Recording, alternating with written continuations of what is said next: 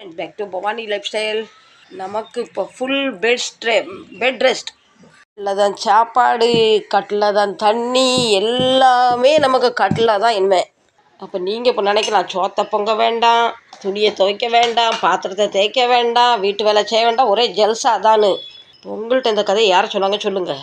இதை என்னன்னு கேட்டுக்கோங்க. இது வெஜ் தம் பிரியாணியும் கொஞ்சோண்டு கோதுமை அல்மாவும். வாய்க்கு என்ன சாப்பிட்டாலுமே பிடிக்க மாட்டுக்கு. நீங்கள் இங்கே வாங்க. உங்கள்கிட்ட யார் இந்த புது கதையை கட்டி விட்டது? வீட்டு வேலை செய்ய வேண்டான்னு. நான் தான் செய்வேன். நான் செய்யல, வேறு யார் செய்வாங்க? நான் இந்த வீட்டு வேலை செய்கிற நேரத்தில் பெட்டுக்கு நானே ரெஸ்ட்டு கொடுத்துருவேன். அது வரைக்கும் இந்த பெட் ரெஸ்ட் எடுக்கும். பொங்கி துணியை துவச்சி பாத்திரம் எல்லாம் முடிஞ்ச பிறகு நான் குடுன்னு ஏறி வந்து பெட்டில் படுத்துடுவேன். நமக்கெல்லாம் பெட் ரெஸ்ட்டுக்கு சம்மந்தமே இல்லை. நான் நினைக்கிறேன், எனக்கு காய்ச்சலில் ஆரம்பித்து இப்போ மூளையில் கொண்டு காய்ச்சல் வச்சுட்டு நான் செத்து போயிடுவோம் போல. எனக்கு அப்படி தான் தோணுது. செத்து போயிட்டா இந்த யூடியூப்பை யார் ரன் பண்ணுவாங்க? என் பெரிய பையனா, என் சின்ன பையனா, என் மருமகளா, என் பேத்தியா, என் வீட்டுக்காரரா? என் பேத்தி மயில் குஞ்சு யூஸ் பண்ணுவாளா தெரியலையே.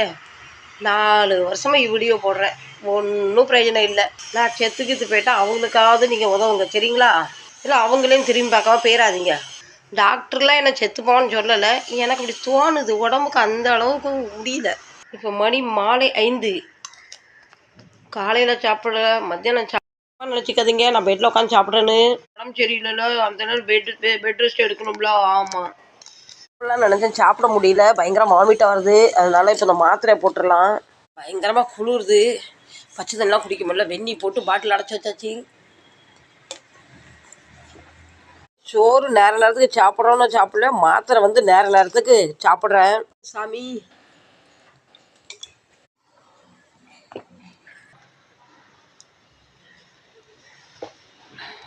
சோத்தையே முழுங்க முடியல, மாத்திரையே முழுங்க முடியல. அந்த அளவு கஷ்டமாக இருக்குது. வெளியே அந்த அளவு வெயில் அடிக்க, ஆனால் எனக்கு பயங்கரமாக குளிருது.